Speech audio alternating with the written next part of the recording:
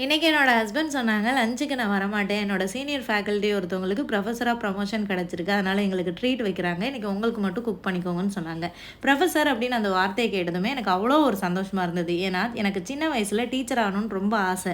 நான் ஸ்கூல் படிக்கும்போதும் சரி, காலேஜ் படிக்கும்போதும் சரி, ஒரு சில டீச்சர்கள் வந்து என்னைய மென்டலா டார்ச்சர் பண்ணியிருக்காங்க. அதனாலேயே எனக்கு அந்த டீச்சர் ஆகணுன்ற ஆசையே போயிடுச்சு. எனக்கு ஒரு மெச்சூரிட்டி வரும்போது தான் தெரிஞ்சது, ஆசிரியர் பணி அப்படின்றது எவ்வளோ ஒரு புனிதமான ஒரு பணின்னு. எத்தனை அறிவான குழந்தைகளையும், இளைய தலைமுறைகளையும் இந்த ஆசிரியர்கள் உருவாக்குறாங்கன்னு. என் ஹஸ்பண்ட் வேலை தேடிட்டு இருக்கும்போது நான் அவங்க கிட்ட சொல்லிட்டே இருப்பேன். டீச்சர் ஜாபுக்கு ட்ரை பண்ணுங்க. நீங்க டீச்சர் ஆகுங்க. நீங்க டீச்சரா இருக்கிறது எனக்கு ரொம்ப சந்தோஷமா இருக்கும்னு. அதே மாரி என் ஹஸ்பண்ட் வந்து இப்போ லெக்சரரா இருக்காங்க. கண்டிப்பா அவங்களும் ஒரு நாள் ப்ரொஃபசர் ஆவாங்கன்னு ஒரு பெரிய நம்பிக்கை இருக்கு. ப்ரொஃபசர் ஆகுறது ஈஸியே கிடையாதுங்க. நெறைய எக்ஸ்பீரியன்ஸ் வேணும். நெறைய ஹார்ட் ஒர்க் பண்ணணும். பட் நம்மளால முடியாதது எதுவுமே கிடையாது. நம்ம வாயிலிருந்து என்ன வார்த்தைகள் வருதோ அதுதான் கண்டிப்பா நடக்கும்னு நான் 100% நம்புவேன். அதனால எப்பவுமே நல்ல வார்த்தைகள பேசி பழகுங்க.